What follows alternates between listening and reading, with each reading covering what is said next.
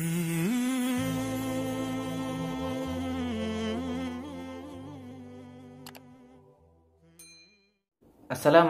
warahmatullahi wabarakatuh. Bismillah, alhamdulillah, wassalatu wassalamu ala sayyidina rasulillah wa ala alihi wa ashabihi wa man walah, amma ba'du. Insyaallah di video kali ini kita akan membahas mengenai pentingnya menjaga lidah. Lidah ini oleh para ulama dikatakan shaghirun jirmu, kabirun jurmu.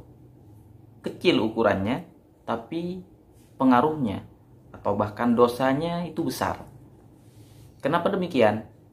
Karena lidah ini bisa mengucapkan kata-kata di mana kadang ada beberapa orang bermusuhan gara-gara lidah yang salah berkata. Juga ada orang yang masuk ke dalam neraka karena lidahnya tidak dijaga untuk memilih kata-kata yang baik. Oleh karena itu Rasulullah Shallallahu Alaihi Wasallam bersabda di dalam sebuah hadis bahwa ada seseorang yang mendapatkan derajat yang tinggi di surga karena satu kata yang dia ucapkan tanpa dia perhatikan, dan kata itu diridhoi oleh Allah Subhanahu wa taala.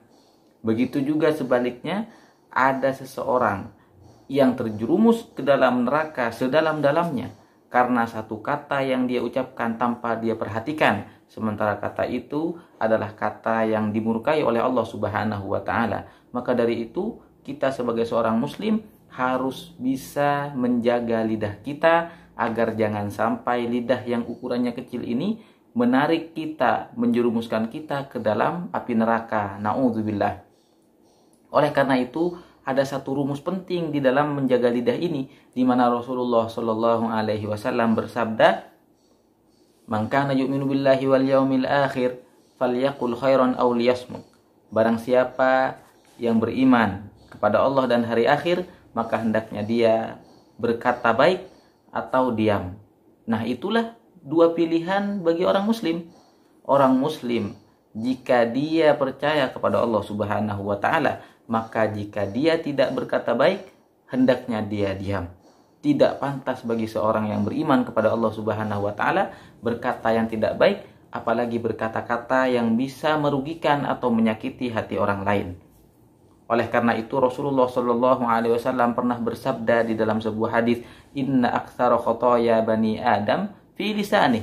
Sesungguhnya kebanyakan kesalahan manusia, keturunan Nabi Adam, adalah fi lisanih, di dalam lisannya.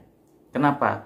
Karena banyak dosa-dosa yang muncul dari lidah ini. Salah satunya ghibah, menggunjing, namimah, mengadu domba, berdusta, sumpah palsu, berkata-kata kotor, kemudian berjanji tidak ditepati, kemudian juga menyakiti perasaan orang lain, memfitnah. Semua itu adalah sebagian kecil dari sekian banyak dosa yang diakibatkan oleh lidah. Maka tidak salah Rasulullah bersabda, "Inna aktsara khotoya bani Adam fi lisani." Sesungguhnya kebanyakan dosa keturunan Adam atau manusia muncul dari lisannya. Makanya banyak sekali keluarga yang bercerai-berai karena salah menjaga lidah. Banyak sekali saudara yang bermusuhan karena tidak bisa menjaga lidah.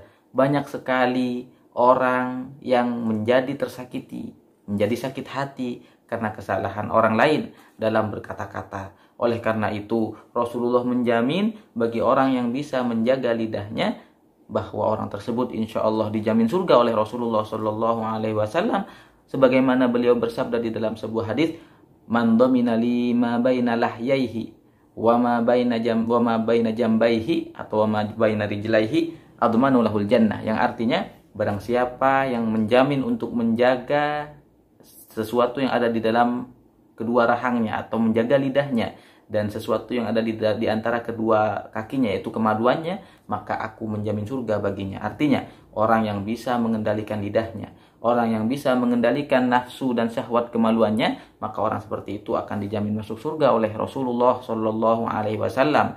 Maka dari itu, kita harus pandai untuk memilih kata-kata yang pantas untuk kita ucapkan, dan sebelum kita berkata harus kita pikirkan apakah kata ini menambah pahala bagi kita atau naudzubillah malah menambah dosa, karena setiap kata yang kita ucapkan akan dipertanggungjawabkan di hadapan Allah Subhanahu wa taala. Kemudian untuk membuat kita lebih termotivasi menjaga lidah kita, para ulama meriwayatkan bahwa Abu Bakar As-Siddiq radhiyallahu anhu, beliau sering menaruh atau meletakkan kerikil di mulut beliau. Ketika beliau ditanya oleh para sahabat, kenapa engkau meletakkan kerikil di mulut engkau wahai Abu Bakar? Beliau berkata, agar aku bisa mengontrol lidah ini, agar aku tidak berkata-kata kecuali yang memang sangat penting dan itu baik. Kemudian ada seorang ulama yang bernama Rabi' bin Khusaim, di mana beliau 20 tahun tidak pernah berkata-kata kecuali urusan akhirat, kecuali urusan agama. 20 tahun beliau tidak pernah berkata-kata tentang urusan dunia. Dan setiap kali beliau berkata-kata, meskipun tentang akhirat, meskipun tentang agama, beliau tulis. Dari sejak pagi beliau tulis setiap kata yang beliau ucapkan, dan di malam hari beliau hisab, beliau hitung satu persatu. Kata yang saya ucapkan tadi pagi, apakah benar, apakah salah, kemudian apakah dapat pahala atau tidak. Semuanya beliau hisab sebelum dihisab oleh Allah di hari kiamat nanti. Nah, itulah sedikit kisah tentang bagaimana para ulama menjaga lidah dan ucapan mereka. Karena lidah ini benar seperti yang mereka katakan, qalilun atau saghirun jirmu, kabirun jurmu. Kecil ukurannya, tapi dosa atau pengaruhnya sangat besar. Oleh karena itu, kita berdoa kepada Allah Subhanahu wa taala, semoga kita semua dijadikan hamba-hambanya yang pandai menjaga lidah dan ucapan kita, sehingga kita menjadi mukmin yang sejati, yang mana mukmin yang sejati itu adalah orang yang berkata baik, atau kalau tidak berkata baik dia diam. Kemudian di dalam hadis lain, al-muslimu man salimal muslimuna min lisanihi wa yadihi. Orang muslim yang sejati adalah orang yang mana orang lain selamat dari keburukan lidah dan perilakunya. Kalau kita masih menyakiti hati orang lain, kalau kita masih merugikan orang lain dengan lidah kita, maka berarti Islam kita belum sempurna, kita masih belum menjadi muslim yang setia, belum menjadi muslim yang sesungguhnya. Maka dari itu sekali lagi, semoga Allah menjadikan kita orang yang mampu menjaga dan mengontrol lidah kita, sehingga kita kembali kepada Allah, membawa lidah kita dalam keadaan bersih dari dosa. Amin ya rabbal alamin. Demikian kurang lebihnya mohon maaf. Wassalamualaikum warahmatullahi wabarakatuh.